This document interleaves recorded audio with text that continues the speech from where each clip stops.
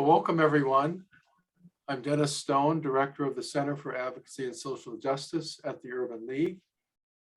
This evening's town hall will focus on the Neighborhood Bill of Rights, a ordinance that was passed about 25 years ago, and to more fully engage citizens in the process of dispersing resources in the city, engaging people with the legislative and executive branches.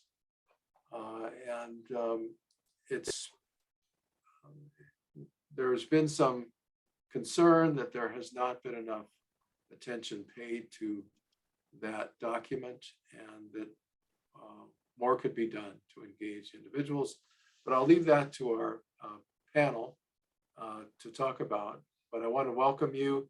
And also I see that Richard Danford, our president, has joined us. And Richard, if you have your mic available, would you like to say a few words? Sure, Dennis. Thank you. Thank you for this opportunity. First of all, let me thank all of our participants for being here. It's just great to have you as we discuss what I believe is one of the most critical areas, concerns that we have in our communities and between our communities and, of course, city government. So I'm excited to hear from our panelists, and it's good to be here. And thank you, Dennis, for the work you're doing. And we want to thank our interns for being involved with our Neighborhood Bill of Rights campaign. And so we look forward to hearing from all of our participants. Thank you. Thank you very much, Richard. I also wanted to welcome Michelle Godfrey Watson, the chairman of our board at the Urban League. Welcome, Michelle. Thank you, Dennis. I echo the sentiments of Dr. Danforth. I'm just looking forward to hearing the discussion this evening, and thank you again for all that you all are doing and for the invitation. Thank you. And at this point, I'll turn it over to Alexandra Johnson, one of our interns. She, along with Gabriella Hale, have helped put this together. And also I see Jamie Krasnogor is with us, and LaQuinthia Telfair, all interns from different parts of the country who've come to the Urban League virtually to help us make a difference. So with that, Alexandra, it's all yours. Hi, thank you everyone for coming tonight. Our first speaker will be Maria Garcia. Maria Garcia is an organizer with the Jacksonville Community Action Committee. Since 2017, she has been advocating for more citizen input in the budgeting process, specifically around economic justice for Jacksonville's historically marginalized communities. So, Ms. Garcia, would you be able to tell us a little bit about your work in advocating for the Neighborhood Bill of Rights and why you believe public engagement is so important in Jacksonville city government today, specifically within budgeting decisions? Sure. So the Jacksonville Community Action Committee, along with several other grassroots organizations such as the Northside Coalition, Florida Rising, and I don't want to leave anybody out, but I also want to be here all night. But, you know, a lot of community members have been advocating for a people's budget, for reimagining what public safety looks like, by seeing what would happen if we allocate resources from the city budget towards resources that actually reduce address the root causes of crime instead of towards policing or punitive measures that don't address the root causes of crime. So basically since 2018, I have been out, you know, and other members of the community have been trying to make an impact on the city budget. And it's just very, very hard to, because the way the timeline works is that, you know, throughout the year, you basically have up to like I think maybe like July. It's basically just the city's kind of departments laying out their case for what their departments need to the mayor. Then the mayor's review board or budget review board meets, and basically there's not any opportunity for public involvement in the budget up until like maybe August.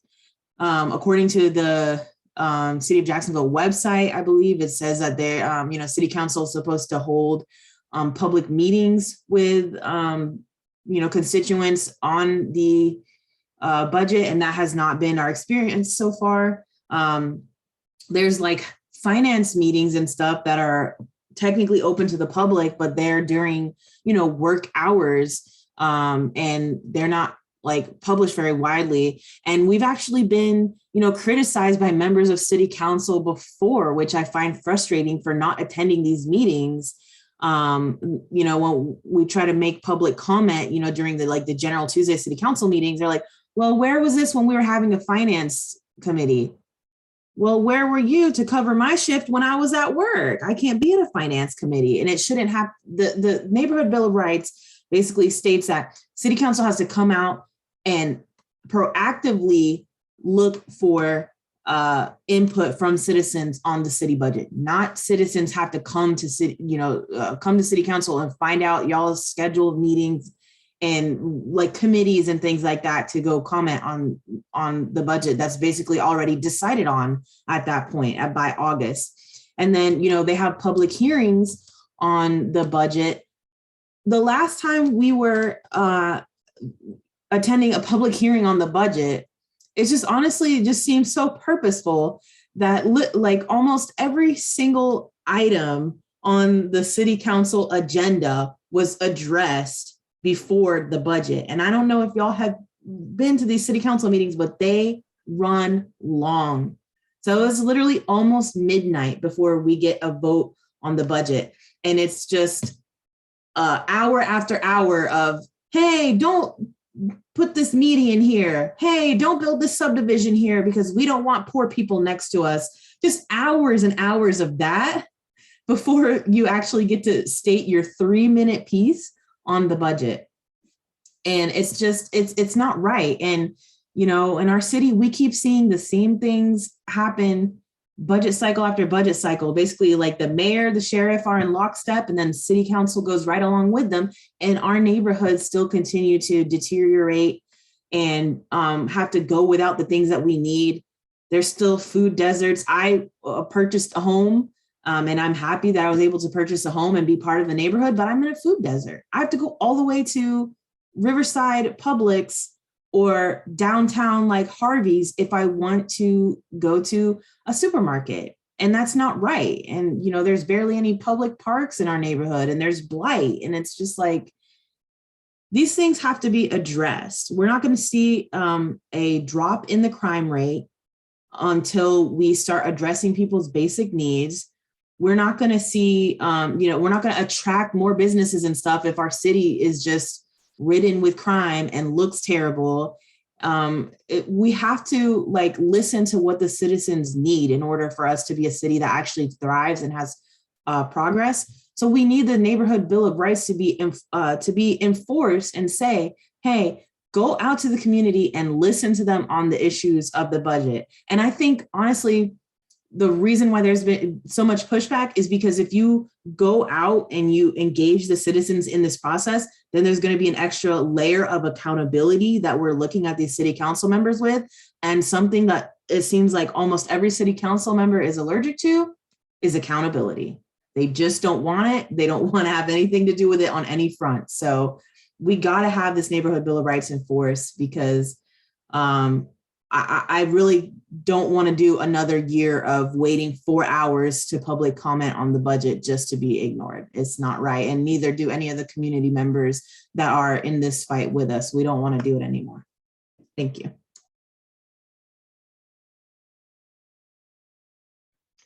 Thank you so much for that, Ms. Garcia. We really appreciate it. Next up, I'll be talking to Mr. Jeff Clements. Mr. Jeff Clements serves as the Chief of Research for the Jacksonville City Council. He graduated with a bachelor's degree in government and philosophy from the University of Virginia and a Master of Public Administration degree from the University of South Carolina. Mr. Clements has been working in government at the city, county, regional, and state levels for 40 years, having been with the City Council Research Division since 1989, first as a research assistant, and then for the last 20 years as the chief of the division.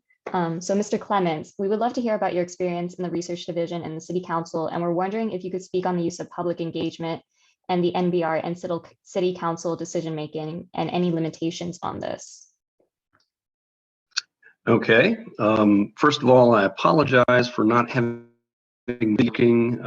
This is the second computer I've tried to get on now that says my camera is in use by some other app, which I don't know what that is because there are no other apps running. But anyway, I also need to give two caveats before I get started. The first is that I am in no way speaking for the city tonight, either the executive or the legislative branches. This is purely my personal opinion.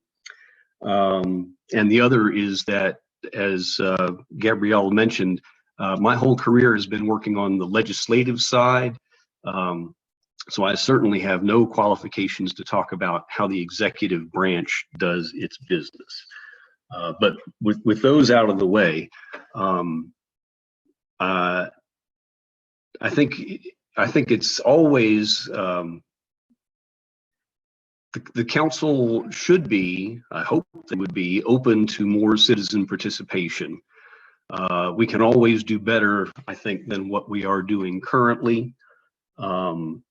I know that some of the things that are in the Neighborhood Bill of Rights having to do with notification of things like zoning and land use changes in neighborhoods and notification of like a public works projects, roads, ditches, that sort of thing. Those notifications are being done. The city's public works department, if they're going to repave a road, if they're going to be doing some drainage work where they might have to close a road temporarily while they dig things up, they do door hangers in the neighborhood so that people who might be using that road are aware that next Tuesday your road's going to be closed. We'll be out there doing work. The same thing applies as water, sewer, or electric work. They notify neighbors in advance that there's going to be a disruption in their neighborhood. As far as the rezonings and land use changes, those notifications are required by state law, that anybody in 350 feet of the site of a rezoning or a land use change gets notified by a letter from the city about the proposal and the dates of the meetings where things will be talked about. Signs have to be posted, the order posted on those properties. All of that has to be done pursuant to state law. So some of the things that are in the Neighborhood Bill of Rights are being done as part of the regular administrative process. You've talked about citizen input into the budget process. That is a much more difficult issue. I would agree that there aren't a lot of good ways for citizens to get involved early on the front end of the budget process, which is really when you could have the most effect. The budget process gets underway on the executive branch side of the House in about January or February. The budget officer sends out a directive to all of the department heads that tells them this is what we need from you for next year's budget. They tell them give them their marching orders for what kind of a budget are we looking at? Are we looking at an increase next year? Are we looking at a hold steady budget? Do we want you to give us a couple of budgets, maybe a 1% increase, a 1% decrease? So that directive goes out to the department heads, like I said, maybe late January into February. The departments all respond with what the budget office requests of them typically in around March or so. All of that goes to the mayor's office. The mayor's budget review committee is then the one that sits down with all of that input and sifts through it, decides what the mayor's priorities are. They get the revenue estimates from the state as far as state shared revenues go, and from the property appraiser with a very early preliminary estimate of what the property tax revenue is looking like for the year. The mayor's budget review committee puts all of that together, and the budget has to be presented to the city council by the middle of July. The first, used to be July 15th was a hard and fast date. The city council takes summer break the first 2 weeks of July. And so they changed that so that the budget has to be submitted, I think, by the first rules committee meeting after that summer break. Then the finance committee holds several weeks, 3 weeks of budget hearings where they get detailed presentations from the council auditor's office. Those are the folks who go through the mayor's budget with a fine-tooth comb, and they present any changes that they recommend, any questions they have, and then the council has to adopt the budget by the end of September for it to go into effect on October 1st. So earlier input would be better than later input. As someone said, by the time you get to the the budget hearing process, you're already pretty much to the end. The money has been divvied up, everything balances. If you want to make a major change at that point, you kind of have to tear things apart and reallocate money all over the budget. So that's why you don't see very many, if any, changes very late in the process, is because everything has to balance, and they've got it balanced by that point. I will say that I have heard of some public input, I guess, software packages, sort of companies have products that are sort of budget, citizen budget, participatory budgets, I guess you would call them, provide a mechanism for citizens to sort of understand the nuts and bolts of the budget. Where does the money come from? What money is already earmarked or committed to certain things before the budgeting process even begins. There's salaries and the benefits that go along with those salaries. There's debt service, there's insurance. It's all kinds of things that are pretty much baked in before you ever get to allocating whatever free money you may have. And so, as I understand it, I've never seen one in action, but I've read about them. You get a group of citizens together, maybe on a Saturday morning.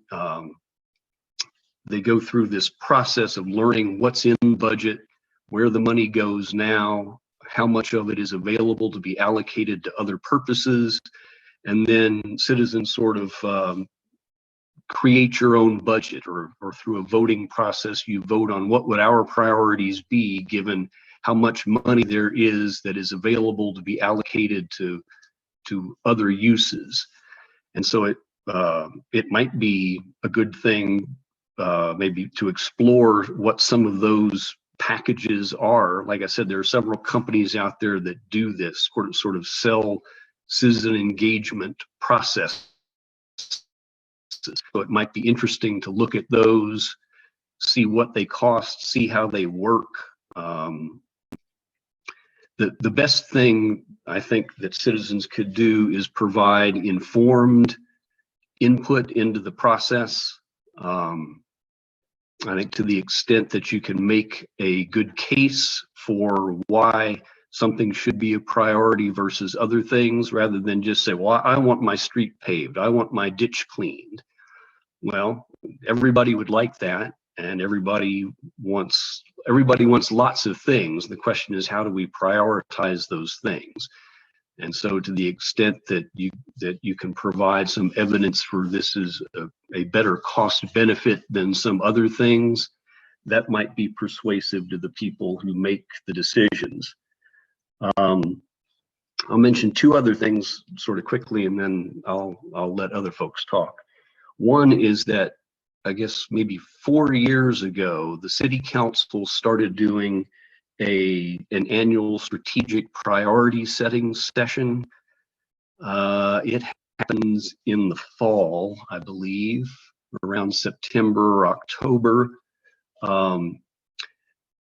The way it's worked in the last few years is that the council meets and have a lunchtime workshop, and council members propose things that they think are important for the city, whether it be projects, whether it be a new program, whether, whatever it might be, whatever they think the priorities should be.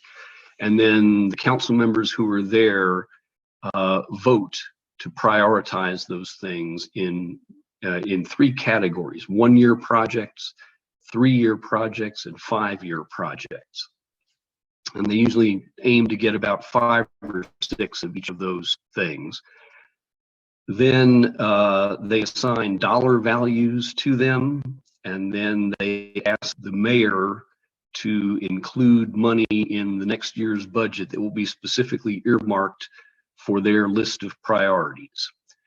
So that would be one way that citizens could get involved, is to talk to your council members before that strategic planning process takes place and advocate for things to go on that list, which would then, the council would then submit to the mayor and ask that he provide funding for that. The thing I would tell you is that, of course, know that the city elections are coming up next March and May. And we'll have a new mayor, a new sheriff, and at least 7, 8, 9 new council members. It would probably behoove you to get in front of them if they have town hall meetings, if they have campaign events, and press them to put the neighborhood Bill of Rights high on their list of things to do, and get them, if you can, to commit that that's something that they are supportive of and that they would do if they got elected. And with that, I think I will pass it on to the next person. Just 1 second before we go on to the next person. Sure. Lynell Philmon asked in the chat, so we don't start with a 0 budget and build it, but update previous budget? That is correct. It has been suggested a time or two over the years that we go to a 0-based budget, and it has always been decided that that is a tremendous amount of work, to pretend that nothing exists and to start from scratch and allocate everything from 0. And so the tradition has always been that we are an incremental budget. We work from last year, we increase a little, we decrease a little. It depends on how much money there is, obviously. Some years, like the current year, if the federal government is providing hundreds of millions of dollars and real estate value is going up, so going up in 8 or 9, there's a recession, property values drop, the revenue drops, and you're facing lots of cuts. Before we go on to the next speaker, I did want to recognize the fact that former council person Eric Smith is with us, and he actually was responsible for getting the Neighborhood Bill of Rights started, passed, and very pleased that you could join us, Eric. And I'm not sure, Alexandra, would you mind if he just said a few words about how it started and get his perspective? Yeah, that would be great. Eric?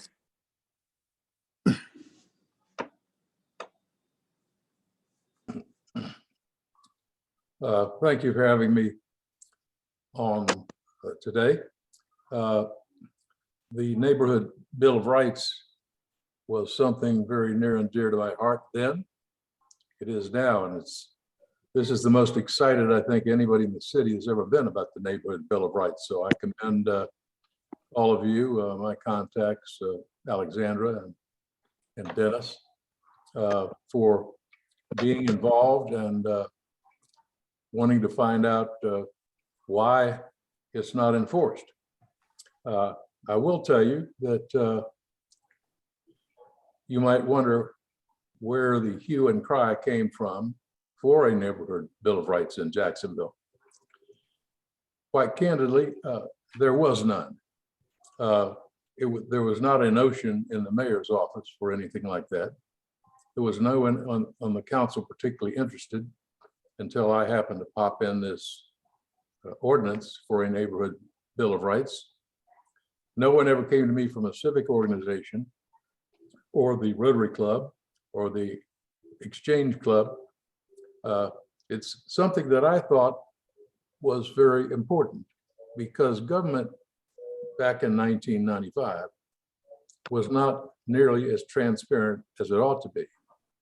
Citizens did not have proper notification, in my judgment, of what was going on at City Hall, so they could kind of grab the best hold and contact their elected officials. Many citizens then, as now, don't realize they don't just have one city council person. They have 6, 5 at large, and their own district council person. I always wanted to stress that. Back in 1995, there was not a lot of transparency in government. Coincidentally, that's still the case today. Why has the Neighborhood Bill of Rights not taken off in the last 27 years? Quite simply, it has no teeth. It has no real enforcement mechanism other than the good faith, the conscience of those people we elect to keep us informed and to do the right thing. I thought it was necessary 27 years ago. Am I a genius? Did I think this up myself? Did I write all of it myself? No, I probably used some help from Jeff Clements. And by the way, he was much better looking then than he is today. I'm looking at this black part up there that says Jeff Clements. And Jeff, if you're still there, it's great to see you. You've been a great asset to this city. I think he probably went to dinner. But in any event, I think the Neighborhood Bill of Rights passed the city council, if not by 19-0, pretty close to that. I felt that if we attempted to put teeth in it, that it might pick up a lot of opposition, particularly from lobbyists. Lobbyists in those days were quite powerful. You may have noticed they're even more powerful today. You may have noticed the unconscionable amounts of money that are raised by lobbyists, and they always come first, unfortunately, ahead of you, your neighbors, and the same people in the next district. Where did the idea from the Neighborhood Bill of Rights come from, really? I was always a believer in bodies like the National League of Cities, the National Association of Counties, especially the Florida League of Cities. I found that there were a number of cities around the country, not a lot, but a number of, that had something called the Neighborhood Bill of Rights. And that's where I came up with that idea. I think that today, and by the way, I appreciate very much what Ms. Garcia was talking about when I first jumped on this Zoom.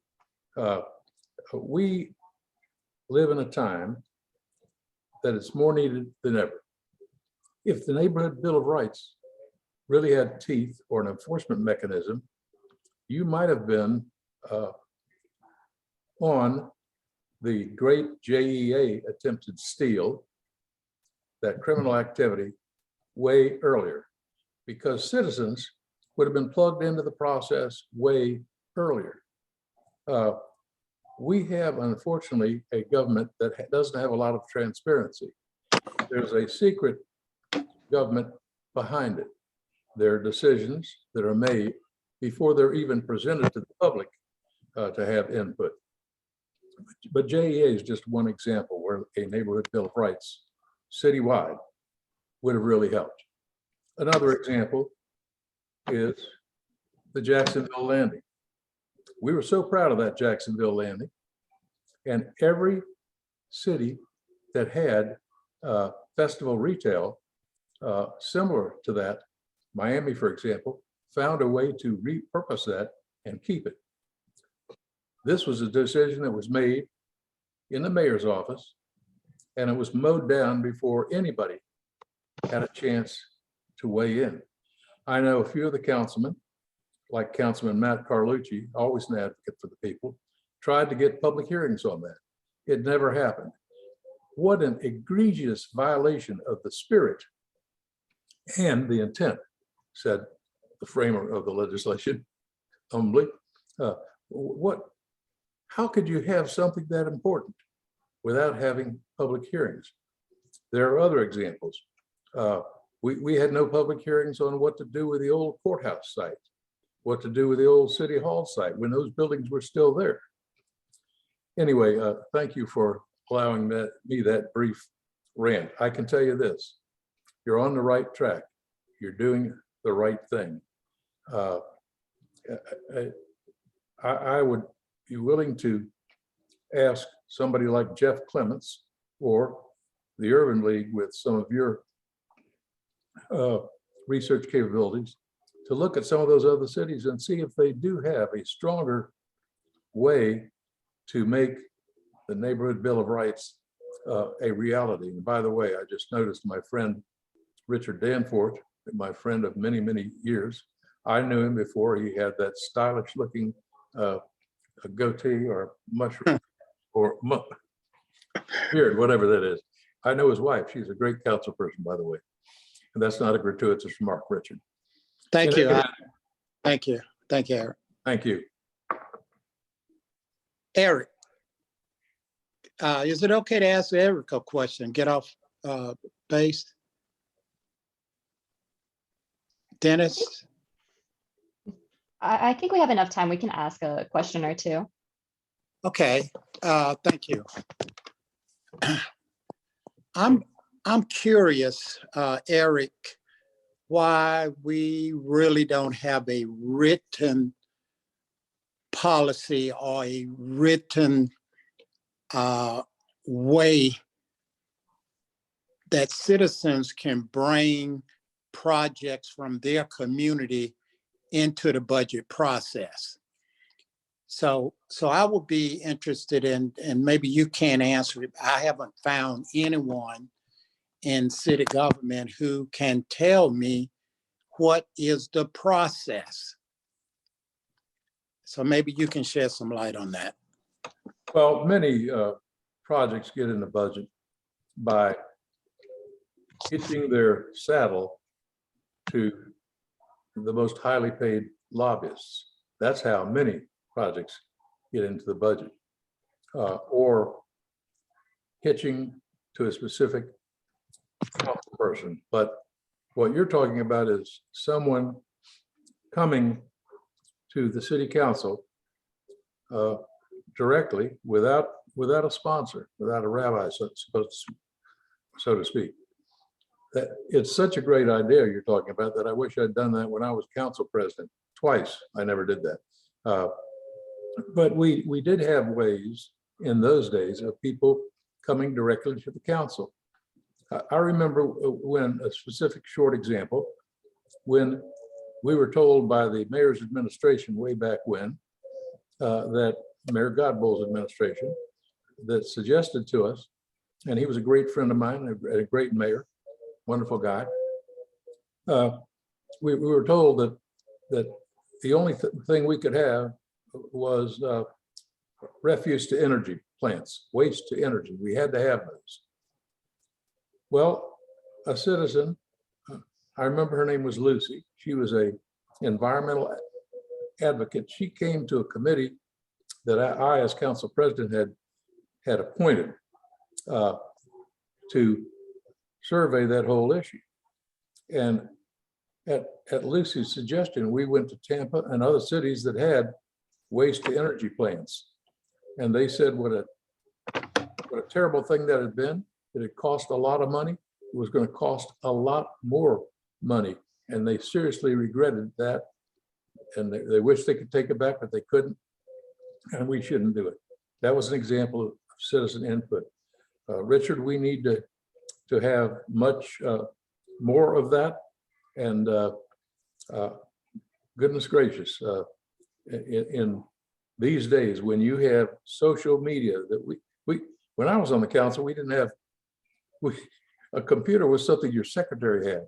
And when an email came over, and this was in late when I was on the council, when an email came in, they printed it off, they put it on your desk, you scribbled a response, they sent it for you. My, have times changed, but some of the things that you're talking about doing here can really catch fire on social media. And I know you got the contacts to do that. Oh, by the way, before I go, can you see this? I dropped one by for Dennis today. I don't know if you got that. And Oh, yes, right. yeah, this is, and I hope you get one of these because this is the original intent. When we passed the Neighborhood Bill of Rights, I said, we need a brochure and a lot of them to pass to every civic organization, to every little council like the Heckscher Drive Community Club, about how to utilize this, what it's good for, when to stand up on your hind legs and object because the neighborhood is not being involved, when to complain because they started paving your street one morning at 6 o'clock and they never told you about it. So I give permission for you to reproduce this or change it or plagiarize it, whatever you like to do. Copy it, not plagiarize, copy. Yes.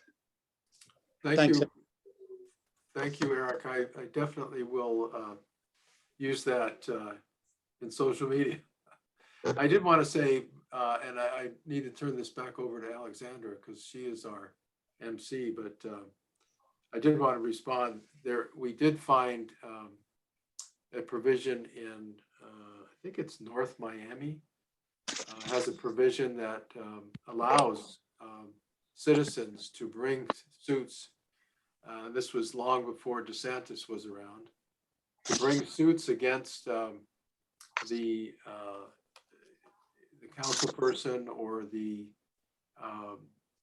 other elected officials who failed to follow the Neighborhood Bill of Rights, and they're subject to losing their position and also paying the attorney fees for the lawsuits. So that one has a lot of teeth, and we actually put it in an alternative version that we have that our interns had developed and have been pushing. We realized that the problem you alluded to earlier, that it may prevent other provisions from getting put in, but certainly we recognize the lack of teeth. Well, Dennis, at least you would have if you could get that in a proposal, you would have a bargaining point. Sometimes you have to start out with baby teeth, as opposed to the big shark teeth that you're talking about, because you got to remember, this is a council, and there are many good council people on there. Too many for me to name right now, but there's an invisible hand out there that will strike down many citizen initiatives. It was pretty strong when I was on the council. Now it's incredible if you knew all the ins and outs. I know a lot of it. and I'll be glad to share it with you at some point. But I commend you for that research. It's something that would be a great attention getter. There'd be a lot of conversation about it. And at the very least, you might end up with a neighborhood Bill of Rights that's stronger than the one that I introduced, hoping that it would catch fire with the conscience of the elected officials in our city. Thank you, Eric. Alexandra, why don't you bring us through your agenda? All right, well, thank you so much, Mr. Smith and Mr. Danford. We really appreciate you being here. Our next speaker is Dr. Tracy Pierce. Dr. Tracy Adam Pierce has been with Duval County Public Schools since 2018, serving in the role of Chief of Public Relations and Marketing through the district's successful tax referendum, the pandemic, and now the district's second proposed referendum for a voluntary property tax. Prior to working with the school district, Dr. Pierce served as the executive director of the Florida Education Foundation under State Education Commissioner Pam Stewart during Governor Rick Scott's administration. Dr. Pierce spent more than 2 decades in multiple leadership roles at Florida State College at Jacksonville, including a year as the interim president of the downtown campus. His career in media relations at Pinellas County Schools in Clearwater. He has a bachelor's degree in public relations from the University of Florida, an MBA from the University of North Florida, and he completed his PhD in higher education at Walden University. Dr. Pierce, would you be able to tell us a little bit about how the school system has been using public engagement in its decision-making process and give some examples as to how this engagement has helped improve outcomes? Perfect. Yes, thank you, Alexander. I'd be glad to do that, and appreciate you having me as part of the group tonight. I've already learned a lot, and I'm delighted to speak on behalf of the district and the school board, because I think for us, it's our nature that since we take care of about 110,000 children every day, that parent engagement is a big part of what we do. And so community engagement, stakeholder engagement is really sort of hardwired into our culture here at the district. So I'm going to kind of open by going into a laundry list of things that we do, and then give you 2 quick case studies, if you will, for how community engagement has supported our decision-making in recent years. So first of all, the laundry list. We have regular community meetings. There was one scheduled for tonight. We call them Chats with the Superintendent. They're usually hosted by board members in various school board districts around the county. We postponed the one tonight because we knew the weather would crush attendance, so we moved it to Monday. But we've actually had, I think, 3 or 4 of those already this year, and those are common. We also do community meetings around special topics as they come up. The most recent was we did, I think, 7 or 8, maybe even a couple more community meetings, all online during the pandemic when the board was creating its strategic plan for the next 5 years. And it was the input from those community meetings on the strategic plan that led to probably 2 very specific goals within the plan, having to do with workforce development, career and technical education, and developing graduate soft skills and that type of thing. That was directly from the community input. That wasn't on anyone's radar scope before we started the process. Each school, each one of our 150 odd schools has a school advisory council that is a stakeholder representative council for that particular school. It includes teachers and staff members, students, of course, parents and others in the community. Those school councils in a hierarchical system also elect representatives to serve on area councils representing elementary, middle, and high school. And then we have a district advisory council that meets here once a month with the superintendent and senior leadership. So it's a system that enables issues or topics, no matter how big or how small, to sort of bubble up and either get resolved or get in front of the superintendent for discussion and possible resolution. We also have a process called we call it the ACE process. It stands for Academic and Community Excellence. Anytime we consider changing the boundary of a school zone or significantly changing the programmatic nature of a school, our policy requires us to initiate the ACE process. Again, a series of public meetings, an appointed representative stakeholder group that serves as a quasi board to make recommendations to the superintendent about whatever issue is being developed. We have several of those going on right now. Anytime through our master facility plan, if we're merging schools, we're going to run a similar process to that to decide what the outcome of that merger should look like in terms of school program and other issues associated with those decisions. We do have a new school going in Southwest Jacksonville soon, and we're about to launch the ACE process to determine how the boundaries of existing schools will need to change to be able to create the boundary for the new school. So a very involved process, and that's ACE. Big decisions that we make almost always come with stakeholder surveys. When we were determining what strategies we needed to put in place to deal with COVID, we surveyed parents, we surveyed teachers, staff members, we even surveyed students to inform Dr. Green's recommendations to the board. We also impaneled a group of medical leaders to help us walk through those decisions. This year, we're implementing a new tool that I think is a lot of fun. It's called Thought Exchange. It's a way to manage small or large conversations in a more qualitative sense, but also with a quantitative component where we can ask a single question and people can respond to that question through the platform. And then there's input that you get because people then can rate all of the responses and thoughts of everybody participating. So when you're done over the course of a day or a week, you really see what thoughts, ideas are resonating with a group. We actually ran one of those with our high school students about the dress code and had thousands of students participating. And I can tell you what's resonating with our high school students about the dress code. I can also tell you that nothing has changed over the generations. They do not like the dress code. And I don't think that has ever not been the case among high school students, but we do have specific information about what they do and don't like through that. Of course, all of our board meetings are open to the public. We're actually now piloting technology that enables us to live stream the board workshops. It's got still some bumps in it, but we hope to work those out very soon. We have public comment at all of our workshops that typically occurs in the first third of the meeting. So it's not something we push to the very end. And then, as you all know, where the law gives the voters the option of voting, we like to give that to them. And that was the half-penny referendum that was successful a couple years ago. And now we have the 1 mil referendum that we're asking to bring to the voters this summer.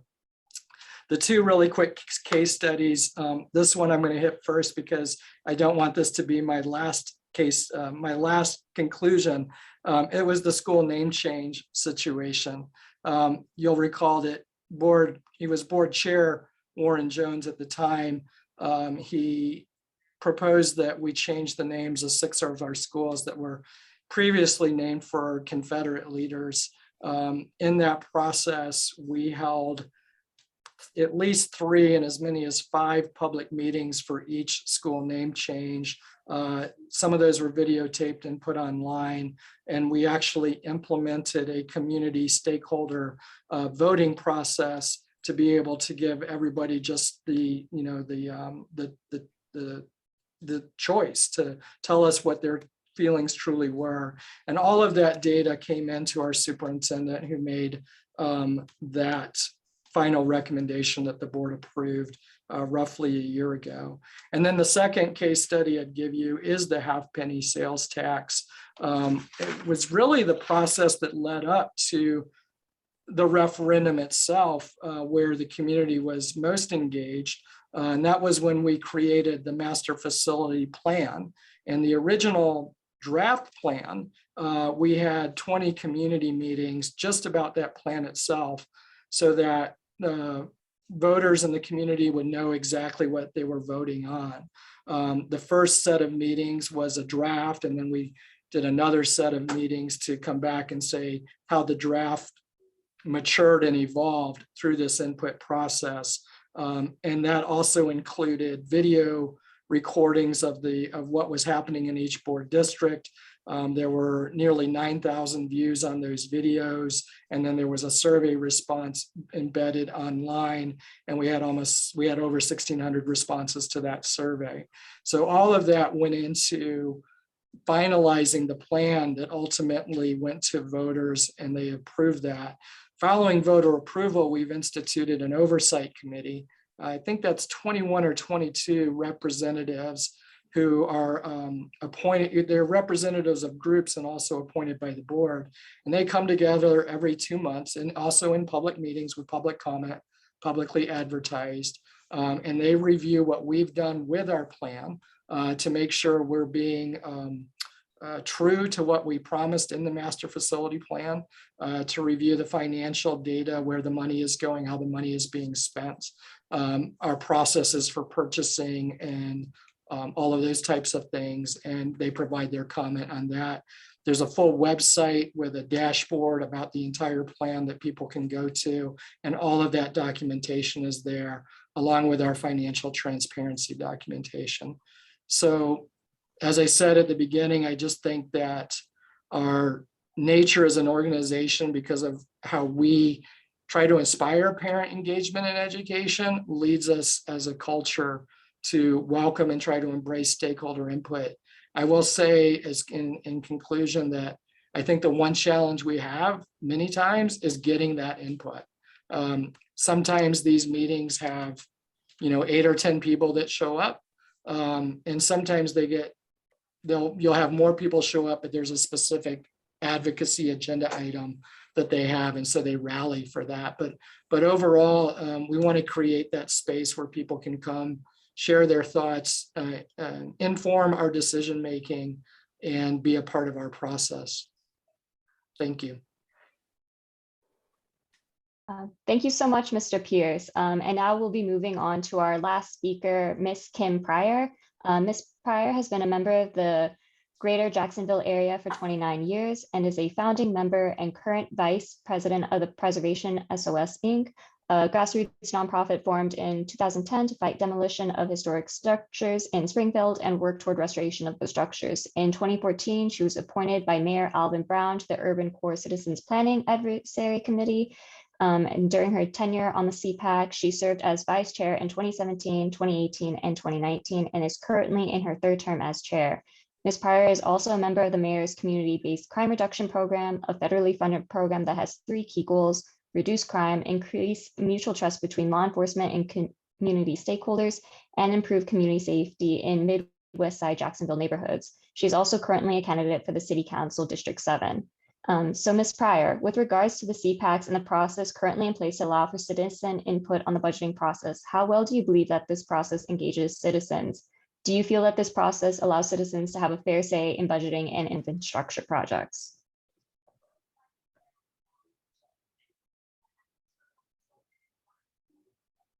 I'm sorry, you're muted right now.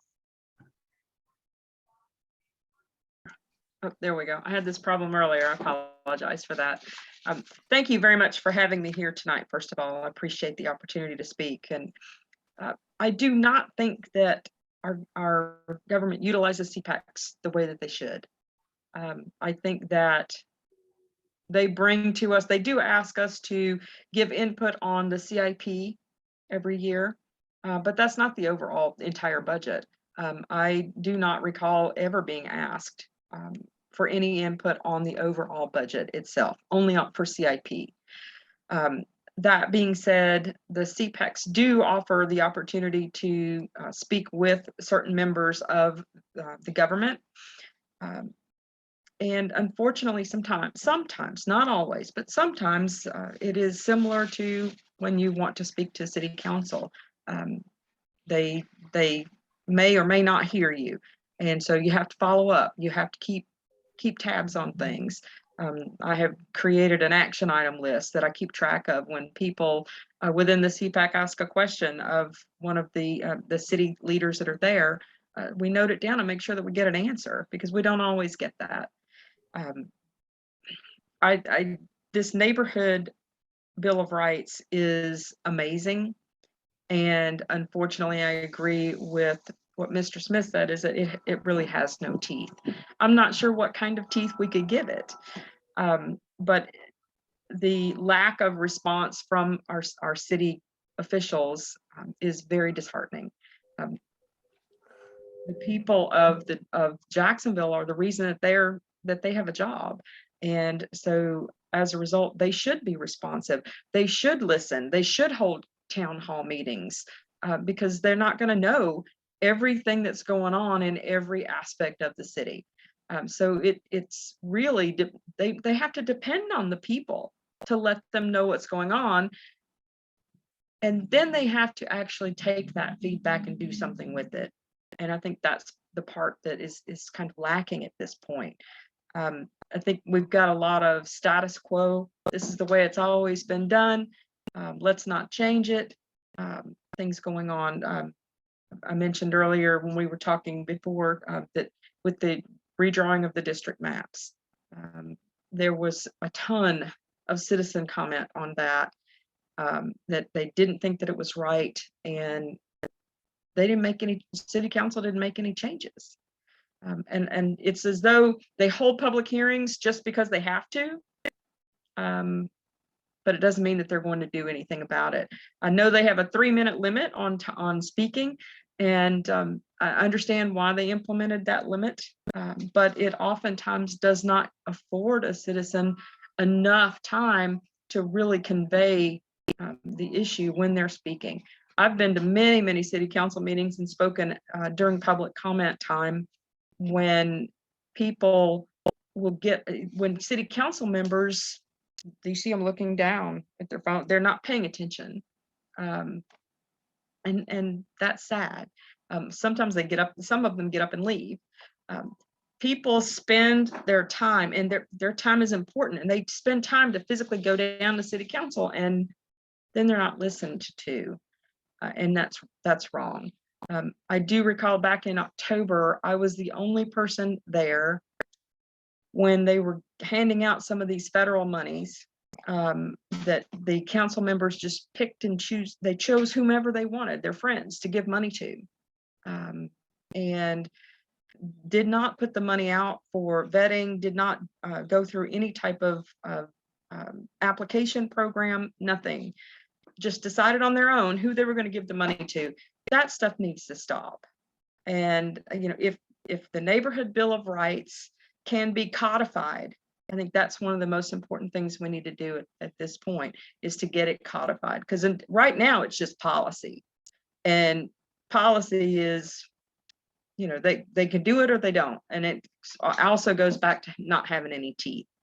But there's so many things that should be done differently, should be transparent. And I think that this is a good start if we resurrect this neighborhood Bill of Rights. One of the other things that you guys sent to me was the amount of money that we got for the American Rescue Plan Act, and it was $174 million. And I'm looking through some of this stuff and where they allocated the money, and I don't recall having any public hearing or hearing about any public hearing about where citizens thought some of this money should go. So yeah, I definitely need to figure out some way of engaging the citizens and then taking to heart what they actually say. Don't just hold public hearings just to say, okay, I have checked that box. Let's hold a public hearing and actually listen to the citizens, because guess what? The citizens are probably going to have some pretty good ideas, and they may come up with some solutions. CPAC's a good place to start. It gives people an opportunity to hear some of the things that are going on in government and around the city. The Urban Core CPAC, which is what I chair, is that the Urban Core in and of itself is in dire need of some assistance. We should do better. We can do better. We just need to hold the people who are sitting in office accountable. So I'll just leave it at that for now. Instead, I don't know if anyone has any questions.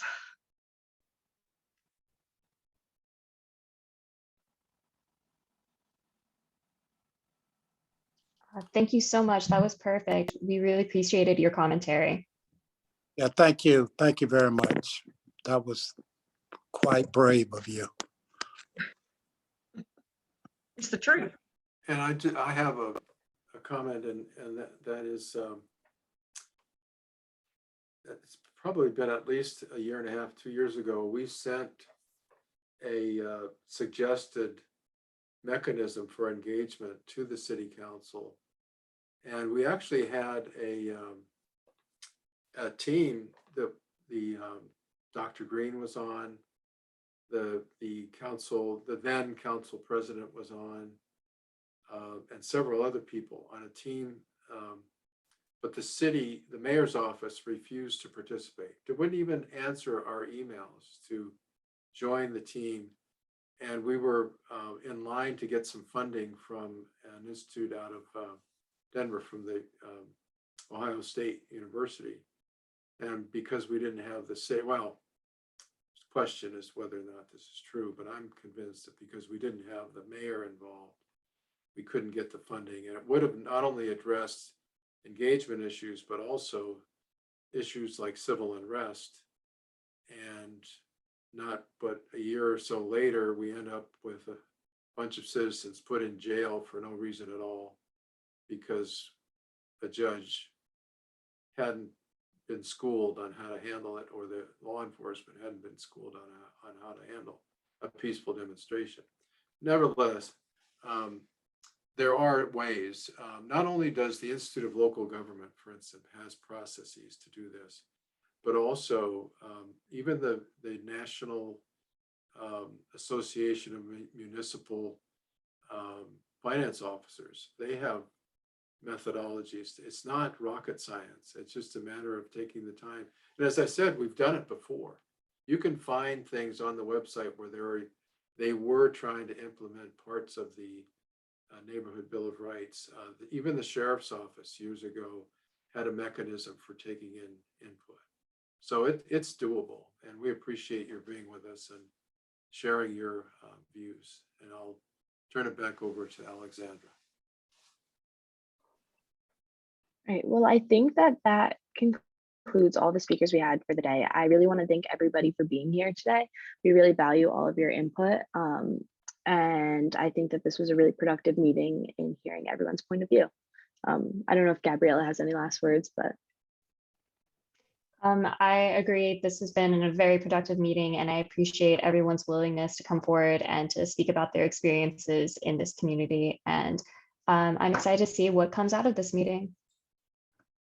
I also wanted to thank everyone, and particularly our speakers, as well as especially Eric Smith, for being here. I know he had some issues, family issues, health issues that had to be resolved, not for himself, but his wife. And so we really appreciate your being able to join us and bring us that history, Eric. And I'll just turn it over to Richard in case you want to have any last thoughts before we close.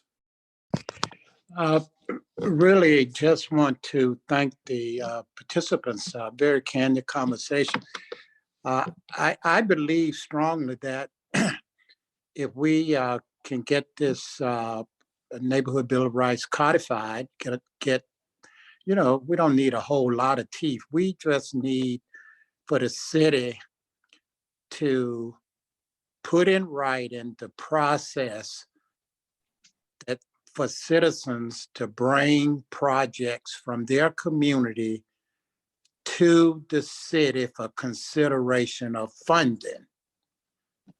And whether it's through the council, whether it's through the mayor's office, whether it's through the general counsel's office, wherever it's from, please just tell us what is the process. And I think that would go a very long way in terms of helping our communities. And thank you all very much. So I'm curious, what are the next steps after this meeting? Well, we're working with, you'll probably be seeing some publications coming out in the Times-Union and in some of the other news media about the next steps in the process. but we will be going forward with, again, pushing the city council to adopt a codified version of the Neighborhood Bill of Rights. Looking to have them step forward, have at least one, but let's hope we have many sponsors of this. And so stay tuned. Dennis, let me just add, following the footnote, it's been codified for 27 years. It needs to be modified, from codified to modified, from no teeth to something other than moral suasion, and do this because it's the right thing, and do it because the public deserves your integrity, and the public elects you and deserves your trust.